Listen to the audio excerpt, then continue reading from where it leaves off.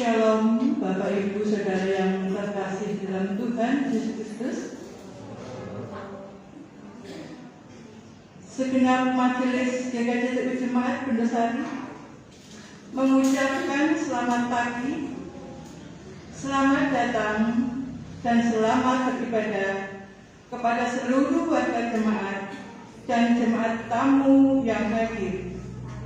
Ibadah pada hari ini akan dilayani oleh Bapak Pendeta Agus Trisatjoko dengan menggunakan pujian Kidung Jemaat.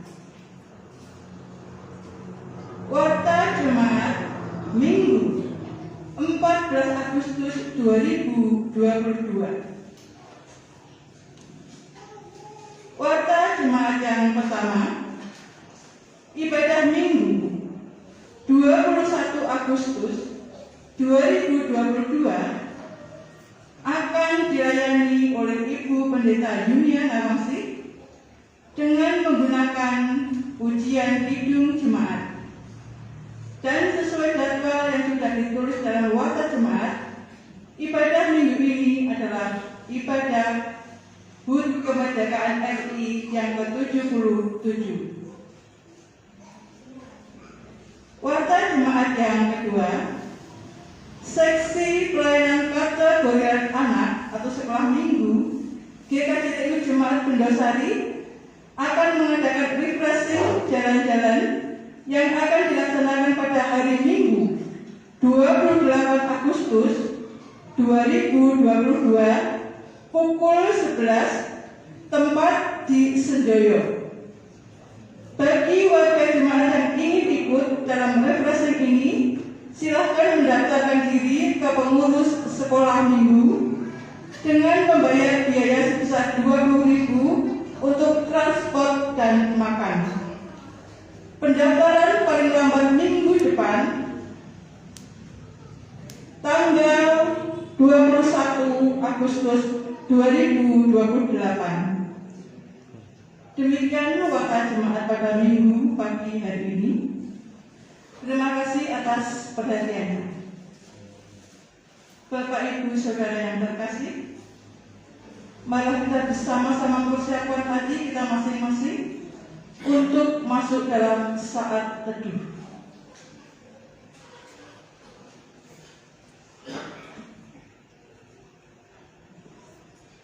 Allah Bapa yang kami senantiasa muliakan melalui Putra-Mu, Tuhan kami Yesus Kristus.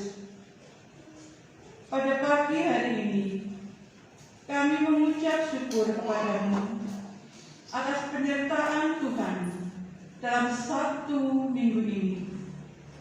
Engkau memberikan kami kesehatan, Engkau memberikan kami berkat yang berlimpah dalam keluarga masing-masing. Dan pada pagi hari ini ya Tuhan, kami hadir di tempat ini. Kami akan mengikuti ibadah Sabat-Mu. Kiranya Engkau mengkuduskan hati kami, menyucikan hati kami ya Bapa, sehingga kami boleh layak datang kepada-Mu dan beribadah kepada-Mu. Bapa yang Maha Baik, kami menyerahkan pelayanan ibadah pada pagi hari ini yang turut serta dalam melayani ibadah pada pagi hari ini dari tim musik, multimedia, song leader, seluruh majelis, dan kepada Bapak Pendeta Trisatjoko yang akan memimpin jalannya ibadah pada pagi hari ini. Kiranya Allah menurunkan Roh Kudus-Mu, memberikan kami roh hikmat, sehingga kami memampukan untuk mengikuti ibadah pagi hari ini dengan setulus hati kami. Ampunilah segala dosa-dosa dan kesalahan kami ya Bapa. Biarkanlah ibadah kami ini berkenan kepada-Mu. Jalannya ibadah pada pagi hari ini, dari awal, pertengahan sampai akhir nanti, kami serahkan ke dalam tangan kasih Tuhan Yesus Kristus. Amin. Jemaat kami undang balik berdiri, kita akan menyanyikan bersama-sama dari NKB. Nyanyikanlah nyanyian baru.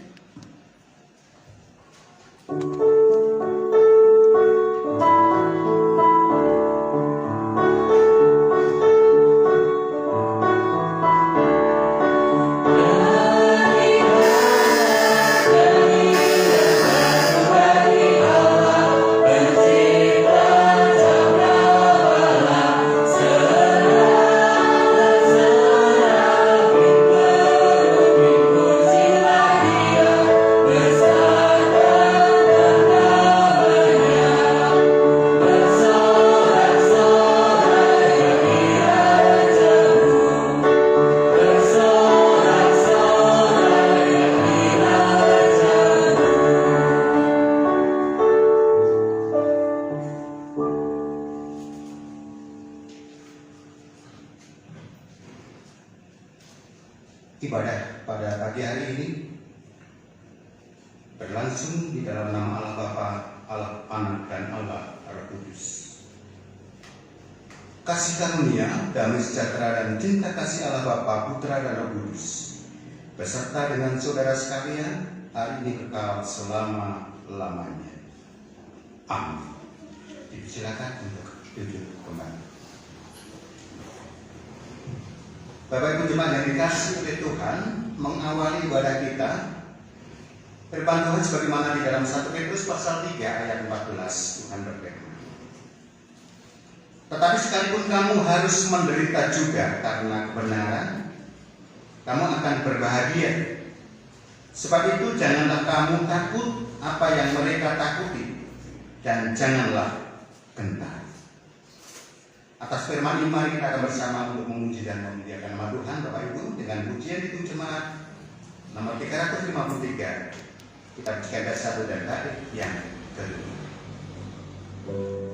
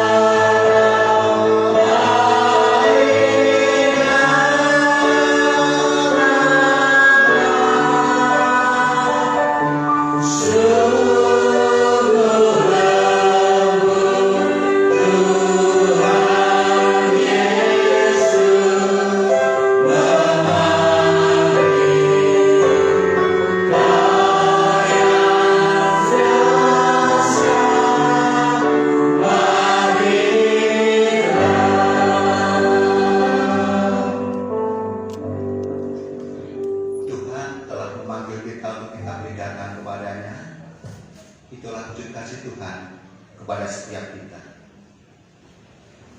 Firman Tuhan sebagaimana di dalam Matius pasal yang ke-22 ayat 37 sampai dengan yang ke-40, yang merupakan satu hukum kasih Tuhan yang diberikan kepada kita. Tuhan berfirman, "Kasihlah Tuhan Allahmu dengan segenap hatimu, dan dengan segenap jiwamu, dan dengan segenap akal budimu." Itulah hukum yang terutama dan yang pertama. Dan hukum yang kedua, yang sama dengan itu, ialah kasihlah sesama manusia seperti dirimu sendiri. Pada kedua hukum inilah tergantung seluruh hukum Taurat dan kitab para nabi. Nah, Bapak Ibu dan jemaat yang dikasihi oleh Tuhan, melalui hukum kasih yang kita dengar hari ini, kita boleh diingatkan dan kita boleh menyadari bahwa kita belum mampu untuk melakukan dalam setiap kehidupan kita dengan sempurna. Karena masih banyak dosa dan kesalahan kita di hadapan Tuhan. Karena masih banyak kesalahan-kesalahan yang kita lakukan di hadapan sesama kita. Namun Tuhan berjanji jika kita datang kepada Tuhan dan melakukan apa yang menjadi kehendaknya, Tuhan akan mengampuni kita dan Dia akan memberikan satu anugerah kepada setiap kita. Sebagaimana firman Tuhan di dalam Yoel pasal 2 ayat 13 dan yang ke-14. "Tetapi sekarang juga demikianlah firman Tuhan. Berbaliklah kepadaku dengan segenap hatimu, dengan berpuasa, dengan menangis, dan dengan mengadu. Koyakkanlah hatimu, dan janganlah pakaianmu. Berbaliklah kepada Tuhan Allahmu, sebab Ia pengasih dan penyayang, panjang sabar, dan berlimpah kasih setia. Dan Ia menyesal karena hukumannya." Demikianlah apa yang menjadi berita anugerah yang Tuhan limpahkan bagi setiap kita yang percaya. Dan mari kita akan bersama syukuri atas anugerah Tuhan dalam setiap kehidupan kita, dengan kita memuji dan memuliakan nama-Nya kembali dengan pujian itu jemaat nomor 36. Kita pujikan dari 1 dan balik yang kedua.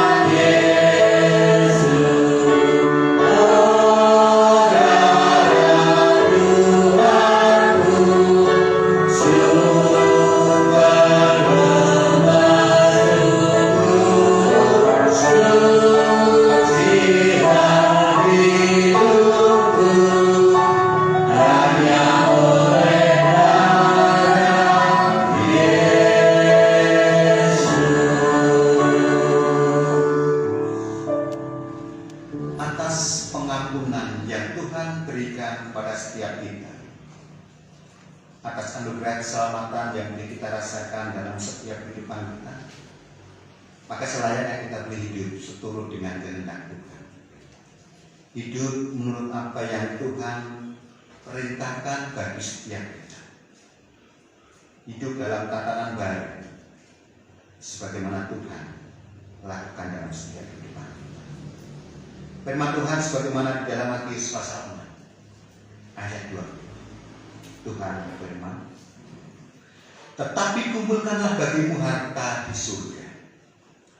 Di surga lengan dan karat tidak merusaknya, dan pencuri tidak membongkar serta mencurinya.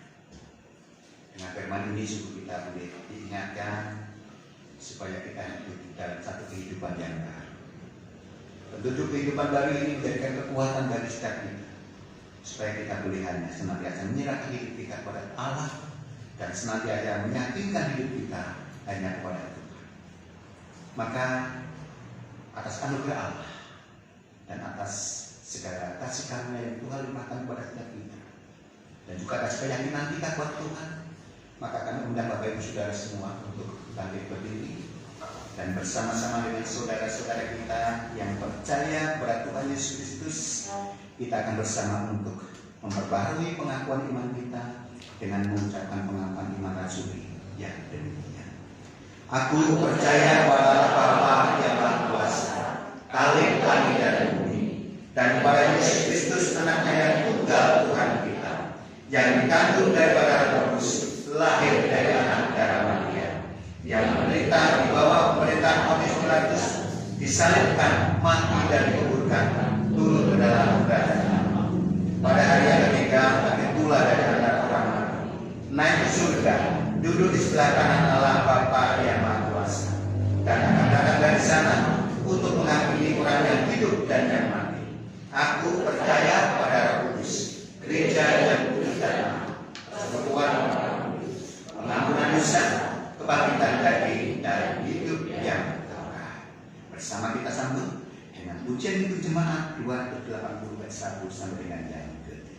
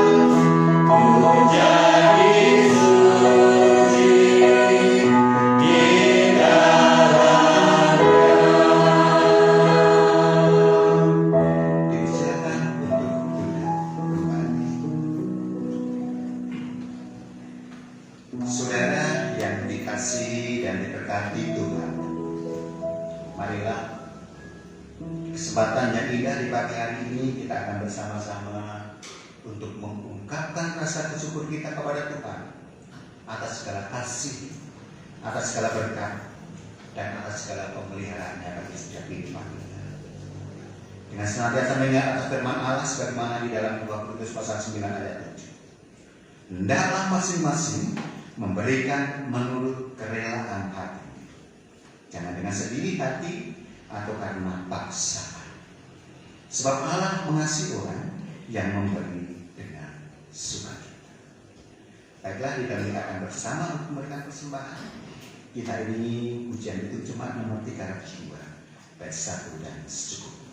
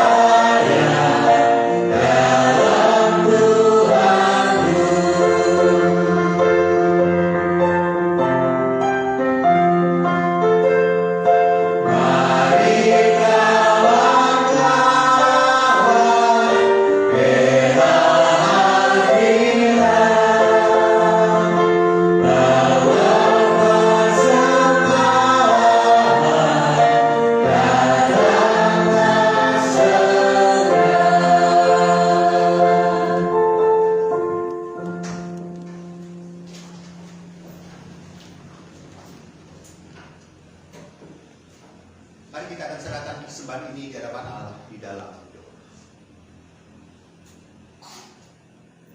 Kami datang kepada-Mu ya Tuhan, pada pagi hari ini kami mengucap syukur atas segala kasih dan anugerah Allah dalam setiap kehidupan kami. Engkau Allah yang senantiasa memberkati, mencukupkan atas segala kebutuhan hidup kami. Terlebih pada hari ini Tuhan telah tuntun kami sehingga kami boleh bersama-sama datang kepada-Mu, untuk kami boleh bersama-sama memuliakan nama-Mu. Dan pada saat itu juga ya Tuhan, kami bersyukur kepada-Mu dan kami bersama untuk memberikan persembahan sebagai ucapan syukur kami kepada-Mu. Bila Tuhan berkenan atas persembahan ini dan menguduskan persembahan ini, sehingga Tuhan setiap persembahan ini boleh menjadi sarana pemuliaan nama Tuhan. Ajar kami untuk kami boleh bersyukur dan memberikan yang terbaik untuk kemuliaan nama Tuhan. Kami juga serahkan untuk bendahara yang mengelola atas persembahan ini. Bila Tuhan memberkati, Tuhan pakai sehingga apa yang dikerjakan di suku Tuhan semata-mata adalah untuk kemuliaan nama Tuhan. Dan biarlah berkat Tuhan menyertai bagi setiap jemaat sehingga kami senantiasa berkecukupan atas berkat, bahkan berkelebihan, dan biarlah kami senantiasa bersyukur kepada-Mu. Dalam kasih dan kuasa Tuhan Yesus Kristus, Allah sumber berkat bagi kami berdoa dan mengucap syukur. Amin. Silakan.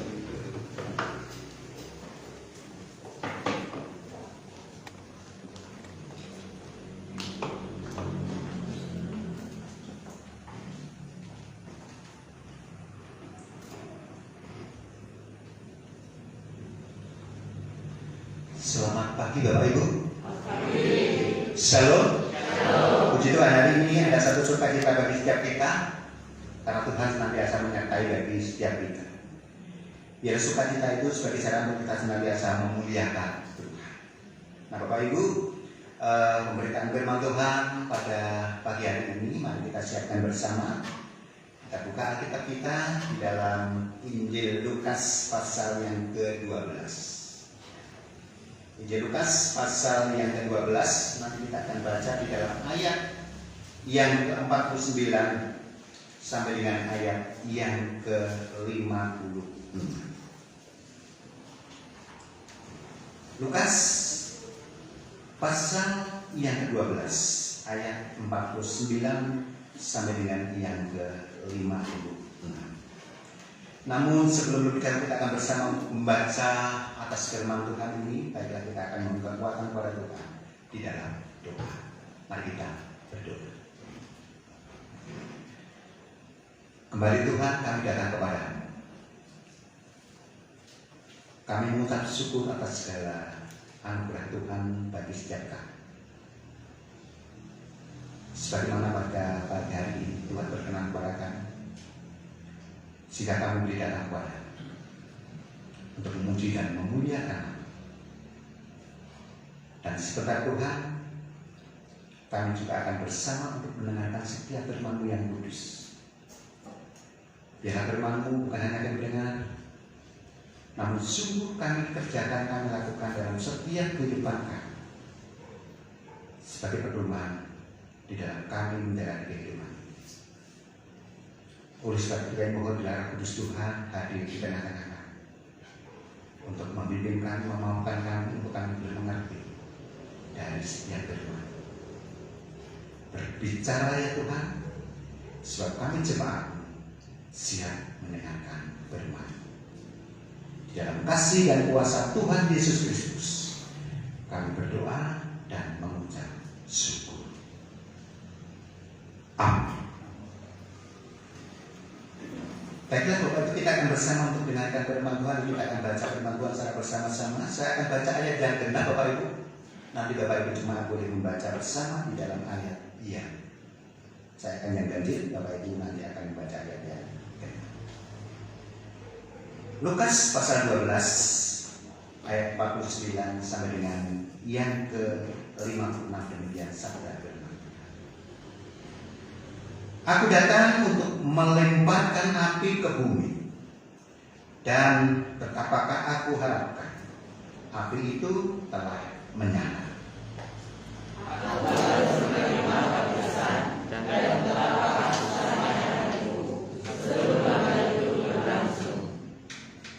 Kamu menyangka bahwa aku datang untuk membawa damai di atas bumi? Bukan. Kataku kepadamu, bukan damai, melainkan pertentangan.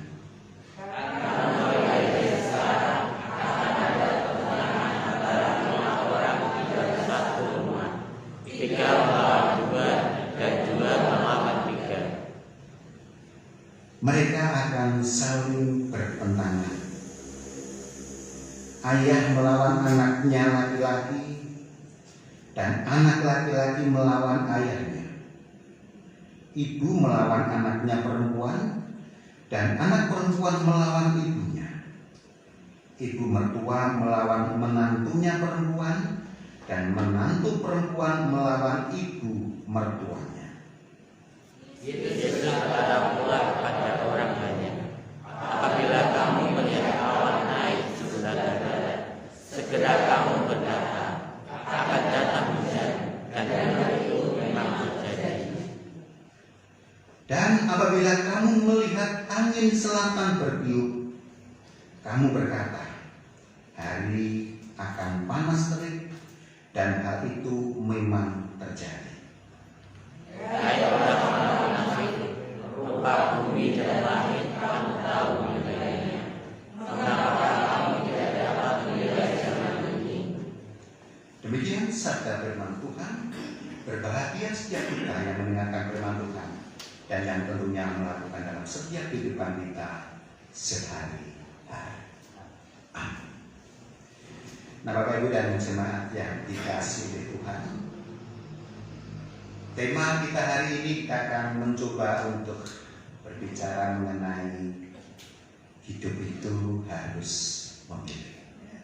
Hidup itu harus memilih. Nah Bapak Ibu, kalau kita boleh membaca di dalam pagi hari ini, sebenarnya ada bacaan awal, yaitu di dalam Lukas pasal 12 ayat 35 sampai dengan ayat yang ke-48, dan juga dilanjutkan dengan ayat 57 sampai dengan ayat yang ke-59. Nah Bapak Ibu, di dalam Lukas pasal 12 mengawali di dalam pasal 12 ayat 49 sampai yang ke-56, ayat 35 sampai dengan ayat yang ke-48, Tuhan mengingatkan supaya orang-orang percaya itu hidup penuh dengan kewaspadaan. Waspada untuk apa? Waspada untuk menghadapi segala situasi, waspada untuk menghadapi segala keadaan yang ada dan senantiasa bukan hanya waspada tapi juga harus berjaga-jaga. Serta di tengah-tengah kewaspadaan itu, di tengah berjaga-jaga itu, supaya dalam setiap kehidupan orang percaya tetap setia. Tetap setia melaksanakan tugas yang dipercayakan Tuhan kepada setiap kita. Nah itu kalau kita baca di dalam pasal 12 ayat 35 sampai dengan yang ke-48.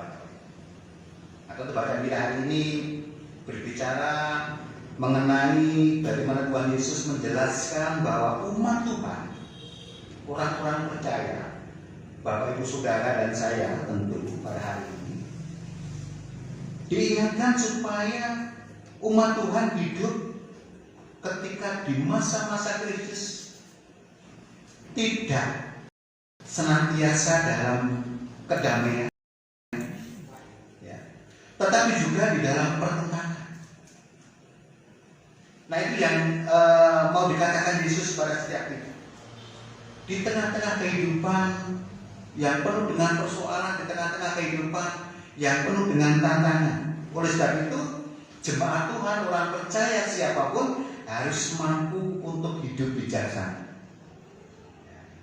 Kalau di dalam pasal sebelumnya, ayat yang ke-35 sampai 48, jelas supaya di tengah-tengah kehidupan kita, supaya kita hidup dengan penuh kewaspadaan, senantiasa berjaga-jaga, dan bahkan tetap setia untuk melaksanakan apa yang menjadi tugas yang diembankan tugas Tuhan pada setiap kita.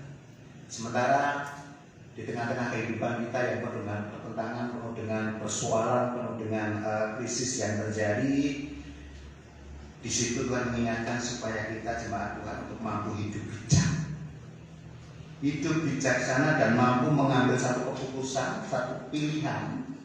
Untuk apa? Untuk menentukan hidup dan juga mati.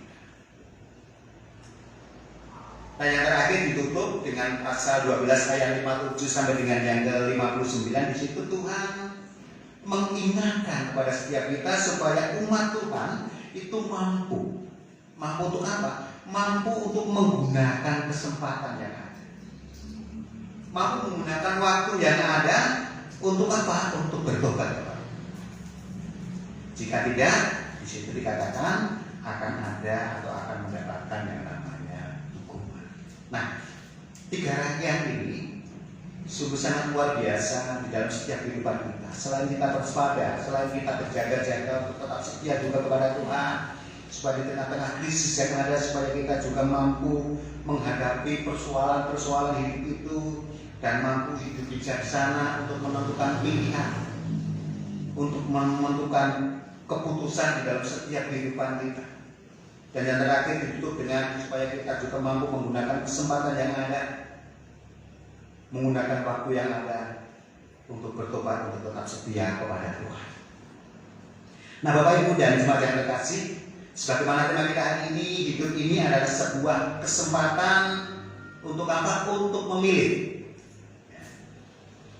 Hidup ini adalah kesempatan untuk memilih. Ada 3 hal di dalam bacaan kita hari ini. Memilih untuk apa? Yang pertama adalah memilih untuk menerima atau menolak. Itu yang pertama. Ini 2 pilihan dan kita harus memilih satu, ya. Untuk menerima atau menolak. Yang kedua, untuk bertahan atau menyerah. Tentu ini ketika kita menghadapi persoalan dan sebagainya. Yang terakhir adalah bagaimana dalam kehidupan kita memilih kita hidup dengan serius atau kita hidup cuek. Nah, mari kita lihat 3 hal ini. Bagaimana kita harus memilih di dalam setiap kehidupan kita. Di tengah-tengah kesulitan, di tengah-tengah tantangan, di tengah-tengah problema, di tengah-tengah krisis yang ada, ketika itu kita hadapi. Yang pertama kita akan melihat untuk memilih satu pilihan di antara menerima dan menolak. Nah, di dalam ayat 49 dan yang ke-50 saya baca ulang di sini Bapak Ibu. Yes, 49 dan yang ke-50. Aku datang untuk melemparkan api ke bumi dan betapakah aku harapkan api itu telah menyala. Aku harus menerima baptisan Dan betapakah susahnya hatiku sebelum hal itu berlangsung. Nah, Bapak Ibu, kita tahu bahwa karena dosa-dosanya, yaitu dosa-dosa kita manusia, maka Allah akan menghukum manusia. Namun hukuman itu ditimpakan kepada Tuhan Yesus, yang sebenarnya kita yang bersalah, kita yang berdosa, yang seharusnya kita mendapatkan hukuman yang daripada Tuhan.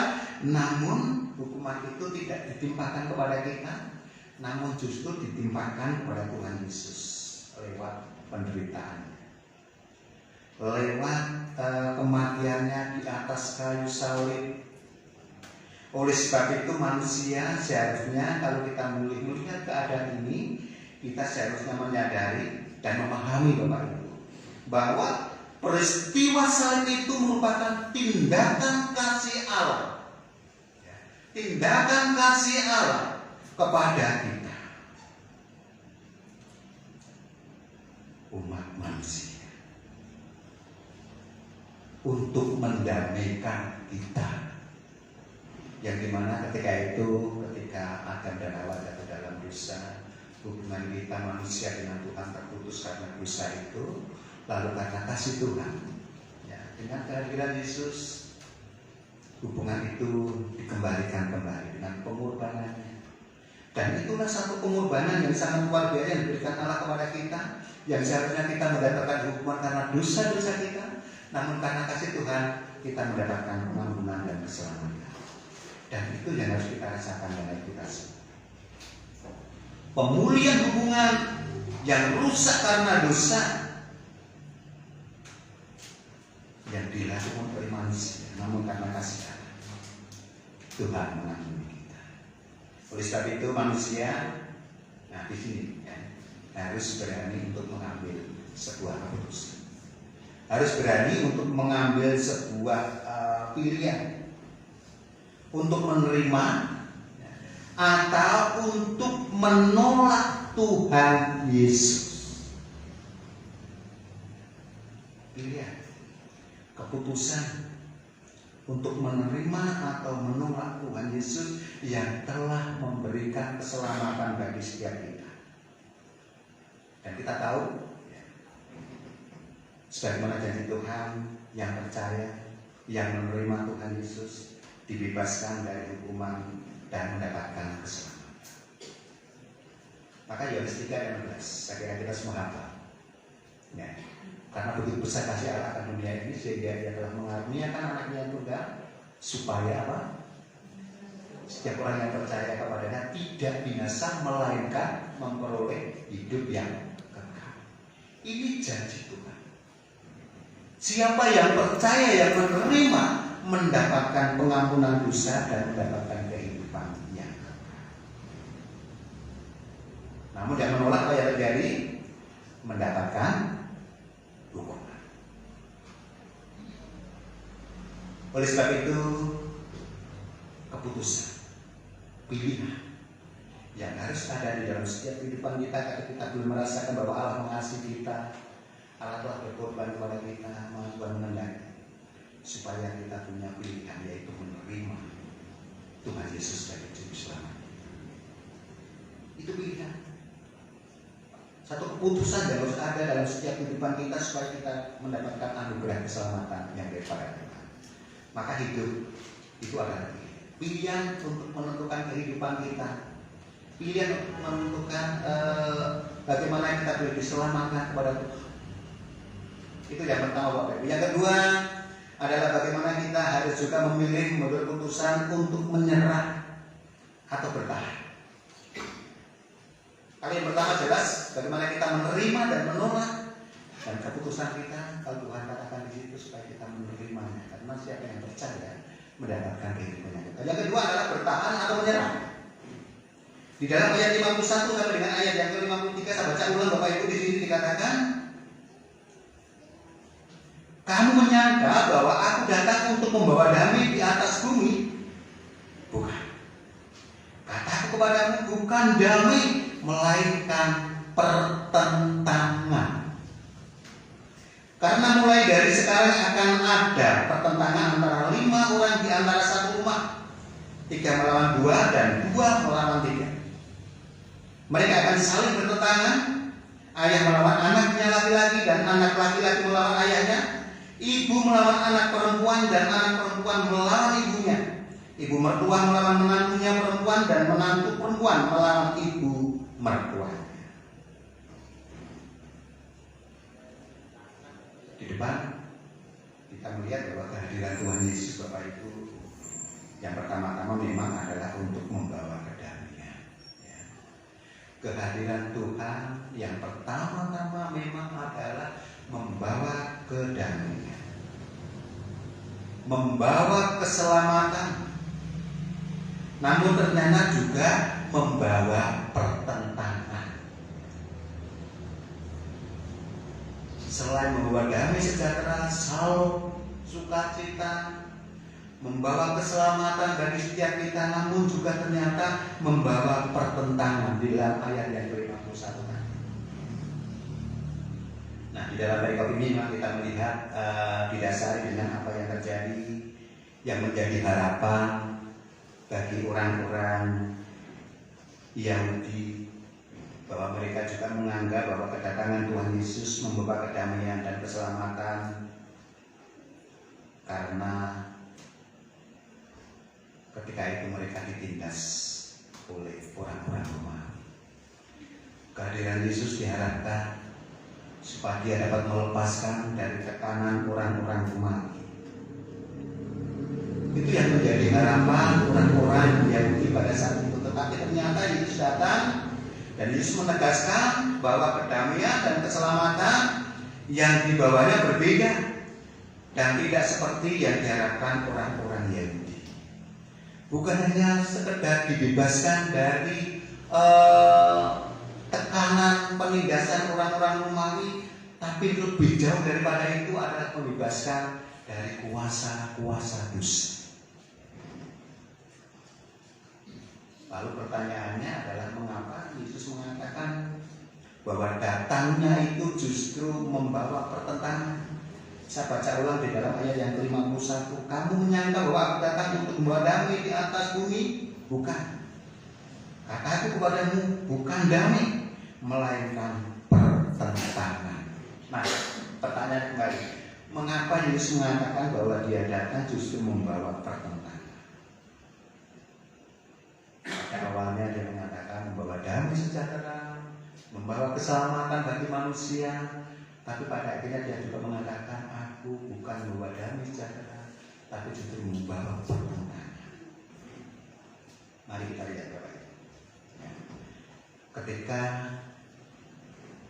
Tuhan Yesus hadir membawa sebuah keselamatan kedamaian lewat penderitaan dan kematiannya, di situ sebenarnya ada 2 respon manusia. 2 respon manusia, yang pertama adalah percaya dan menerima. Orang yang kedua adalah tidak menerima, tidak percaya atau menolak. Saya katakan, ketika Yesus hadir membawa kedamaian, membawa keselamatan bagi manusia, ada 2 respon manusia. Yang pertama adalah percaya dan menerima Yesus, yang kedua adalah tidak percaya dan menolak. Nah, Bapak Ibu, kelompok 2 ini, yang kedua tentu ini sangat membenci, menganiaya orang-orang percaya, mendatangkan penderitaan bagi orang-orang percaya, menekan orang-orang percaya yang percaya pada Tuhan Yesus. Dan ini kita semua tahu itu sudah terjadi dan terus terjadi sampai hari ini, Bapak. Kita tahu bagaimana Saulus sebelum menjadi Paulus, dia juga menekan, menindas orang-orang percaya dan banyak yang lainnya. Dan ini juga berlangsung sampai hari ini. Dan ini dilakukan oleh orang-orang yang tidak percaya kepada Tuhan Yesus, yang menolak Tuhan Yesus, yang hadir sebagai juru selamat dan hadir sebagai memberikan anugerah kepada setiap kehidupan manusia. Namun mereka menindas orang-orang percaya, dan itu terjadi juga bukan hanya zaman dulu, tapi juga sampai hari ini boleh terjadi.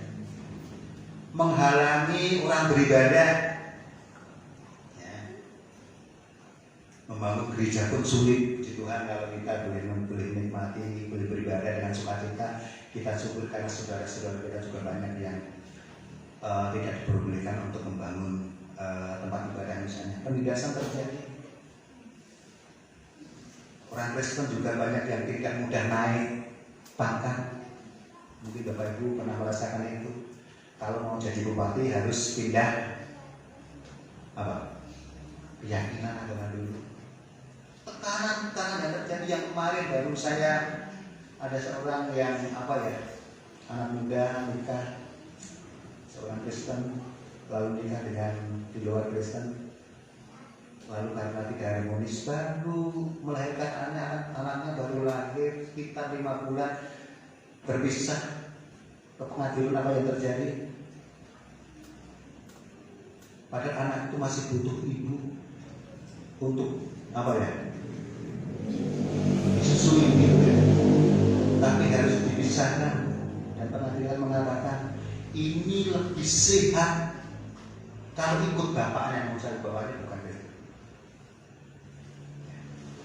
Padahal dia butuh ASI dari ibu dan lain sebagainya. Penindasan, penekanan terjadi di mana-mana dan sampai hari ini. Nah ini Bapak Ibu, di tengah-tengah kesulitan, di tengah-tengah penderitaan, di tengah-tengah tantangan, yang tentu kita semua juga menghadapi dengan persoalan dan penderitaan satu dengan yang lain. Apakah kita harus melawan dengan persoalan semacam itu, atau kita membalas, atau kita meninggalkan iman kita, atau kita bahkan menyerah? Nah Bapak Ibu, di dalam Matius pasal 24 ayat 9 sampai dengan ayat 13, Tuhan Yesus mengingatkan demikian. Di tengah-tengah kesulitan, di tengah-tengah tantangan, persoalan itu, pada waktu itu kamu akan diserahkan supaya disiksa, dan kamu akan dibunuh dan akan dibenci semua bangsa oleh karena nama. Dan banyak orang akan murtad, dan mereka akan saling menyerahkan dan saling membenci. Banyak nabi palsu akan muncul dan menyesatkan banyak orang. Dan karena makin bertambahnya kedurhakaan, maka kasih kebanyakan orang akan menjadi dingin. Tetapi orang yang bertahan sampai pada kesudahannya akan selamat. Terakhir ayat 13. Tetapi orang yang bertahan sampai pada kesudahannya akan selamat. Nah Bapak Ibu, di tengah-tengah persoalan ini tentu ya, kita harus memilih, harus membuat satu keputusan. Di antara kita yang harus bertahan atau menyerah. Bertahan untuk mempertahankan iman kita, atau kita kalah ikut di dalam kehidupan lainnya. Keputusan, pilihan yang kedua, ya, menyerah atau bertahan. Oleh sebab itu kita harus, kalau di sini firman Tuhan sebagaimana dalam Matius pasal 24 tadi Tuhan mengingatkan, memberikan satu hal yang sangat luar biasa bagi setiap kita. Tetapi orang yang bertahan sampai pada kesudahannya akan selamat. Artinya Tuhan mengingatkan kepada kita untuk menghadapi segala persoalan, problema yang ada dalam setiap kehidupan kita, tantangan yang ada, kesulitan yang ada. Tuhan katakan supaya kita bertahan. Karena ketika kita bertahan sampai pada akhirnya akan mendapatkan apa tadi? Keselamatan. Bukan menyerah, bukan membalas, tapi bertahan. Tidak boleh cepat untuk menyerah. Orang yang bertahan Bapak Ibu, itu dikatakan tadi akan selamat. Ya, karena itu mari, ya, sebagaimana firman Tuhan, kita pilih tetap bertahan dan tidak menyerah. Tetap bertahan, percaya kepada Tuhan. Tetap menyerahkan hidup kita hanya kepada Tuhan di tengah-tengah kesulitan apapun yang kita hadapi. Yang ketiga, pilihan yang ketiga, serius atau cuek. Ini juga pilihan. Di dalam ayat 54 dan yang ke-56, Tuhan firman Tuhan demikian, saya baca ulang kembali. Dan apabila kamu melihat angin selatan bertiup, kamu berkata, hari akan panas terik, dan hal itu memang terjadi. Hai orang-orang munafik, rupa bumi dan langit kamu tahu menilainya. Mengapakah kamu tidak dapat menilai zaman ini? Tuhan Yesus di dalam ayat ini sebenarnya mengkritik kepada pemuka-pemuka agama Yahudi pada saat itu. Tuhan Yesus mengkritik tokoh-tokoh agama Yahudi pada saat itu yang hidupnya penuh dengan kemunafikan.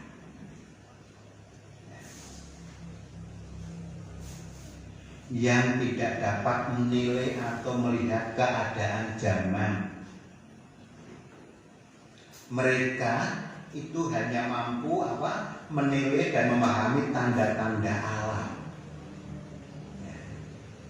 Kalau mendung biasanya hujan, kan ngerti ya? Ini jarang ya? Ya berarti rokok. Karena mendung sangat gelap sekali dan Pulau Kalijaga, ya, utara Kalijaga penuh dengan juga ditambah dengan angin. Kita tuh tahu. Oh, ini kalau panasnya anginnya dari sana pasti nanti akan panas terik, gitu kan? Anginnya dari sebelah sana akan panas. Kalau ini mendung pasti nanti akan hujan dan sebagainya. Itu tanda-tanda alam. Mereka sangat mampu lihat pintar. Ketika awan naik ke barat, ini pasti akan mulai hujan. Matahari kalau sudah geser ke sana atau ke sana, Bapak Ibu nikah tidak? Kapan musim kemarau, kapan musim penghujan dengan melihat matahari? Tidak pernah berhenti lihat, saya kira kita semua akan tahu itu karena ketika mulai geser ke sana, itu akan ego, betul. Lihat aja, kalau mulai geser ke sana pasti akan kemarau, panas. Tapi kalau sudah terontong-tontong geser kembali ke sana, akan mulai musim penghujan. Itu tanda-tanda. Saya kira kita semua tahu. Itu tanda-tanda alam. Tokoh-tokoh agama tahu, pemuka-pemuka agama pada saat itu tahu. Maka Tuhan katakan, hai orang-orang munafik, rupa bumi dan langit kamu tahu menilainya. Mengapakah kamu tidak dapat menilai zaman ini? Sebenarnya kalau sebagai tokoh agama, sebagai orang-orang pemuka agama, mereka akan tahu bukan hanya alam, keadaan alam, kondisi alam, tapi juga tahu tanda-tanda zaman. Mereka pintar menilai tanda-tanda alam, tapi tidak mampu menilai tanda-tanda zaman yang terjadi. Mereka pada saat itu hanya mampu untuk menilai dan memahami tanda-tanda alam. Ya. Namun terhadap peristiwa kedatangan Tuhan Yesus, mereka tidak mau tahu. Mereka cuek dan tidak mau memahami zaman yang terjadi, keadaan zaman yang berlangsung. Itu yang terjadi para tokoh-tokoh agama Yahudi pada saat itu. Mereka hidup di dalam kemunafikan. Mereka seperti orang yang rohani namun tetap hidup di dalam kemunafikan. Hidup mereka jauh daripada Tuhan. Hidup mereka jauh daripada kebenaran firman Tuhan. Maka jangan heran kalau ada orang yang peristiwa orang diramu tahu ya di ciptaan kita, orang Lewi ini orang penting ini. ketika ada orang nyingkir itu kan, nanti tidak disaksi. Terus apa lagi? Ahli Taurat juga melihat, tahu, juga nyingkir. Engkau nggak kon biayai. Siapa yang menolong? Nah, banyak tokoh-tokoh agama Yahudi pada saat itu, pemuka-pemuka agama Yahudi pada saat itu yang hidupnya semacam itu, Bapak. Maka Tuhan Yesus mengkritik dari kehidupan mereka yang hidupnya semacam itu, yang hanya pinter mengetahui tanda-tanda alam tapi tidak mengetahui tanda-tanda zaman, tidak mau tahu mengenai kehadiran Yesus. Coba ini yang terjadi. Oleh sebab itu, di dalam kondisi semacam ini, Bapak Ibu, kita belum melihat secara lahiriah mereka begitu beribadah, tetapi cara batinnya mereka jauh daripada Tuhan. Mereka itu menganggap diri sebagai tokoh dan pemimpin di bidang agama, tetapi tidak hidup penuh dengan kebenaran, tapi hidupnya penuh dengan kepalsuan. Maka Tuhan Yesus katakan, hai orang-orang munafik, padahal ini tokoh agama. Kritikan yang keras sebenarnya terjadi. Nah, ini juga terjadi dalam setiap kehidupan kita. Ini pertanyaan juga bagi kehidupan kita. Bagaimana dengan kita? Tuhan Yesus tahu apakah kita sungguh-sungguh percaya kepada Tuhan atau tidak. Tuhan tahu. Tuhan Yesus juga tahu, dan Tuhan Yesus juga melihat apabila kita menjalankan ibadah kita dengan serius atau hanya secara formalitas saja. Tuhan tahu. Tuhan Yesus juga bisa merasakan apakah kita sungguh-sungguh melibatkan Tuhan di dalam setiap kehidupan kita, aktivitas kita, dalam kehidupan sehari-hari, atau tidak peduli karena kita merasa mampu melakukan sendiri.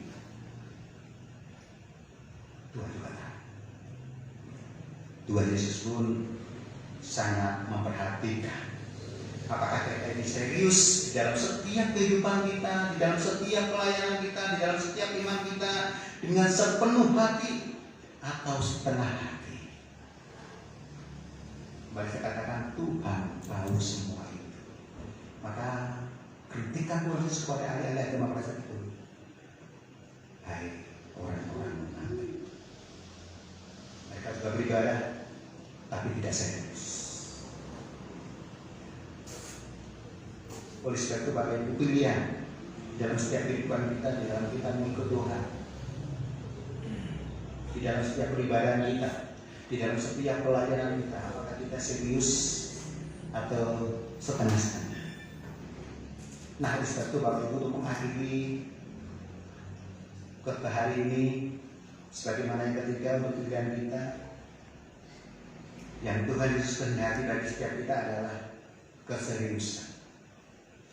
Keseriusan di dalam kita menjalankan tugas panggilan kita masing-masing sesuai dengan talenta kita masing-masing, tentunya baik sebagai warga jemaat,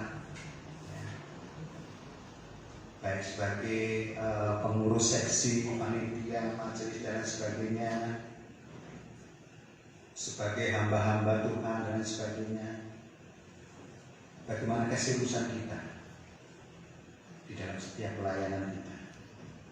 Sebab segala sesuatu yang kita kerjakan, Bapak Ibu, akan kita bertanggungjawabkanlah juga kepada Allah. Maka di sini dibutuhkan keseriusan kita. Jangan sampai kita cuek, ya, tapi serius dengan sungguh-sungguh hati untuk melakukan tugas panggilan itu sesuai dengan kemampuan kita, sesuai dengan apa yang Tuhan limpahkan bagi setiap kita. Biarlah dalam setiap kehidupan kita senantiasa menjalani hidup ini dalam setiap pelayanan kita masing-masing juga dengan serius. Maka ketika kita merasakan Tuhan mengasihi kita, Tuhan menyelamatkan kita, baiklah dalam setiap kehidupan kita menerima Yesus sebagai Juru Selamat kita. Di tengah-tengah kesulitan kita, tantangan yang kita hadapi, persoalan apapun yang kita hadapi, tetaplah bertahan untuk tetap percaya kepada Tuhan. Di tengah-tengah pelayanan kita, di tengah-tengah panggilan kita masing-masing, lakukan setiap pelayanan panggilan itu dengan serius, maka Tuhan sebagaimana firman-Nya akan memberikan keselamatan kepada kita dan akan memberkati kita. Biarlah firman ini menjadi berkat atas kita di dalam setiap kehidupan kita, supaya nama Tuhan dipermuliakan. Tuhan Yesus memberkati Bapak Ibu Saudara semua. Amin. Kita akan bersama sambut atas firman Tuhan yang boleh kita dengar hari ini dengan kita memuliakan nama Tuhan kembali dengan pujian itu jemaat nomor 370. Kita akan lanjutkan bait yang pertama saja. 370.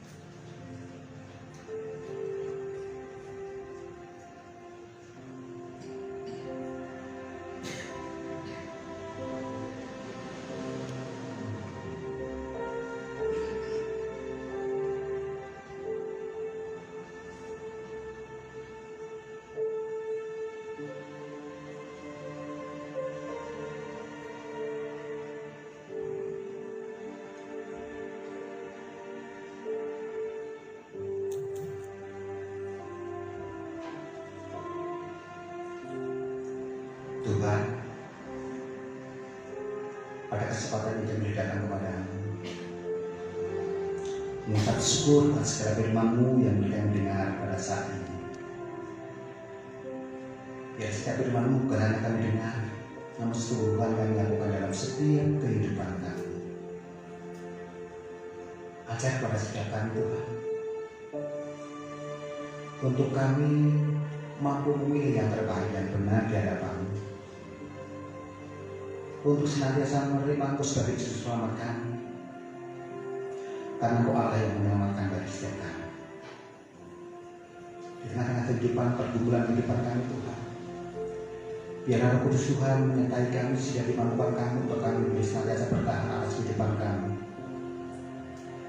sehingga kami lebih percaya kepada menyerahkan segala persoalan kehidupan kami Tuhan ke dalam tangan kuasa-Mu, sehingga dengan demikian Tuhan, dalam setiap iman kami masing-masing, kami boleh hidup sepenuh dengan kehendak. Ajar juga dalam setiap kehidupan kami, di dalam kami hidup untuk melakukan apa yang menjadi tugas panggilan Tuhan bagi setiap kami, biar kami mengerjakan di dalam setiap pelayanan kami dengan sungguh, dengan serius, dengan setulus hati. Pakai kami setiap jemaat-Mu Tuhan, pakai kami pribadi demi pribadi untuk kemuliaan-Mu, dan urapan Roh Kudus Tuhan biarlah menyertai bagi setiap kami. Di kesempatan ini Tuhan, kami juga menyerahkan kehidupan kami, keluarga kami ke dalam tangan kasih Tuhan. Biar Tuhan memberkati bagi setiap kami, melalui setiap pekerjaan kami masing-masing, melalui setiap pelayanan kami masing-masing. Tuhan berkati, sehingga kami senantiasa berkecukupan pada berkelebihan atas berkat. Dan ajar kami supaya kami senantiasa bersyukur kepada bagi setiap jemaatmu yang saat ini baru sakit Tuhan. Kami serahkan ke dalam tangan kasih Tuhan, ke dalam tangan kuasa Tuhan, biar pertolongan Tuhan dan belas kasihan Tuhan memberikan kesembuhan, memulihkan bagi setiap jemaatmu yang saat ini baru sakit, baik yang dirawat di rumah sakit maupun yang ada di rumah. Dan ajar pada kami biar kami menyerahkan segala sakit penyakit kami hanya dalam tangan kuasa, dan kami percaya bahwa Engkau akan senantiasa bersama dengan kami, memberikan kesehatan, pemulihan bagi setiap kami yang saat ini baru sakit. Dan di tengah-tengah kesusahan, Tuhan memberikan kekuatan dan penghidupan, sehingga dengan kondisi apapun Tuhan, kami hanya bersandar kepada. Kami juga serahkan Tuhan pelayan-pelayan hamba-hambamu yang melayani di jemaatmu dimanapun berada, terlebih di jemaatmu di GKJ Indonesia. Tuhan berkati majelis jemaatmu, Tuhan pagi, para panitia yang ada, saksi yang ada, pelayan-pelayan baik sumber dan sebagainya Tuhan. Biar Tuhan memakai setiap mereka kemuliaan nama. Dan Roh Kudus Tuhan senantiasa mengurapi, memberikan kemampuan untuk kami melayani bersama dengan baik untuk kemuliaan nama. Dan percayakan juga untuk segala kegiatan gereja, baik dalam peribadatan yang ada Tuhan, baik dalam kegiatan-kegiatan yang lain, bila Tuhan menyertai, sehingga boleh menjadi sarana kesaksian di tengah-tengah kehidupan kami untuk kemuliaan nama, menjadikan banyak orang percaya kepadamu, mendapatkan keselamatan yang daripada sendiri. Terlebih kami juga berdoa bagi jemaat yang mungkin kan persoalan hidupnya dan ingin menjauhkan diri daripada ingin menyerang Tuhan. Bila Engkau tarik mereka kembali, bahwa mereka berjalan kepada-Mu dan boleh bersama-sama kembali memuji dan memuliakan nama-Mu, menyerahkan segala persoalan kehidupan dalam tangan kasih-Mu dan biar keselamatan yang daripada-Mu ada senantiasa dalam setiap kehidupan. Pemerintahan bangsa kami serahkan kehidupan kami, serahkan doa-doa kami ke dalam tangan kasih Tuhan. Dan jika ada dosa-dosa dalam kehidupan kami dan doa kami, Tuhan ampuni kami dan dengarkan setiap doa kami Tuhan. Kami serahkan doa kami, ucapan syukur kami, permohonan kami hanya di dalam kasih dan kuasa Tuhan Yesus yang senantiasa menyertai dalam setiap kehidupan kami dan yang memberkati bagi setiap kami. Kami percayakan semua hanya ke dalam tangan kasih Tuhan Yesus Kristus yang telah mengajar kami berdoa yang demikian. Bapa kami yang di surga, dikuduskanlah nama-Mu, datanglah kerajaan-Mu, jadilah kehendak-Mu di bumi seperti di surga. Berikanlah kami pada hari ini makanan kami yang secukupnya, dan ampunilah kami akan kesalahan kami, seperti kami juga mengampuni orang yang bersalah kepada kami. Dan jangan membawa kami ke dalam pencobaan, tetapi lepaskanlah kami daripada yang jahat. Karena Engkau yang punya kerajaan dan kuasa dan kemuliaan sampai selama-lamanya. Amin. Baiklah Bapak Ibu dan jemaat yang terkasih, kita akan bersama untuk mengakhiri ibadah kita pada pagi hari ini dengan pujian Pitung Jemaat nomor 424. Nanti kita akan pujikan bersatu dan bait yang ketiga. Namun sebelumnya kita akan bersama untuk menerima berkat Tuhan. Oleh sebab itu jemaat kami undang untuk berbakti.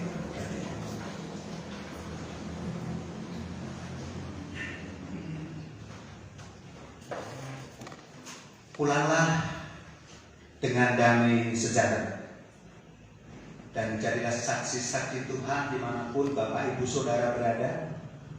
Jadilah berkat bagi orang-orang yang ada di sekitar saudara. Dan sekarang terimalah berkat Tuhan.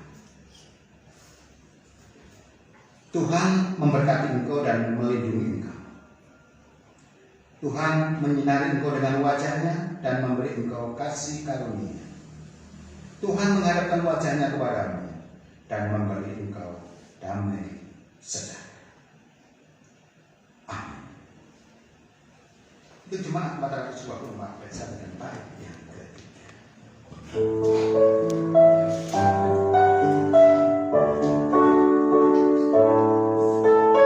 Yesus bagi kita.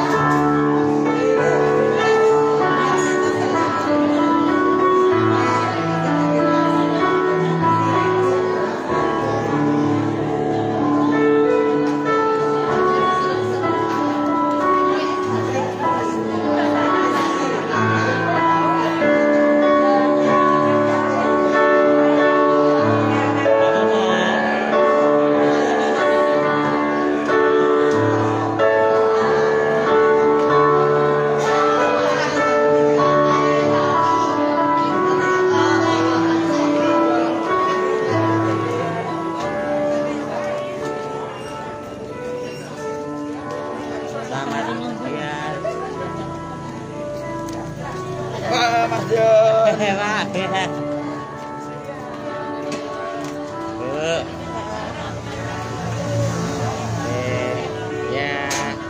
mari.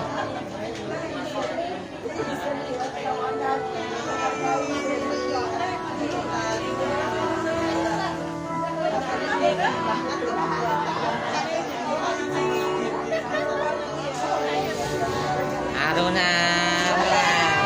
Salim dulu toh.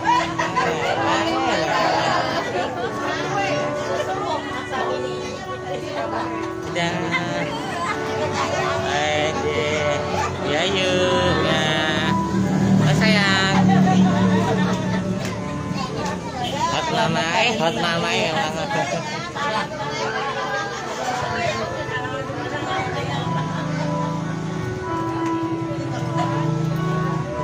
Kami wis banget banget. Iya.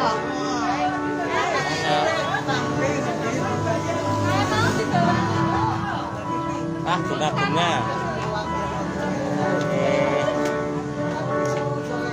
Bukan ini ya. Dona, sudah. Oh, kamu bunga-bunga. Berbunga-bunga. Seperti hari ini. Halo, Mas.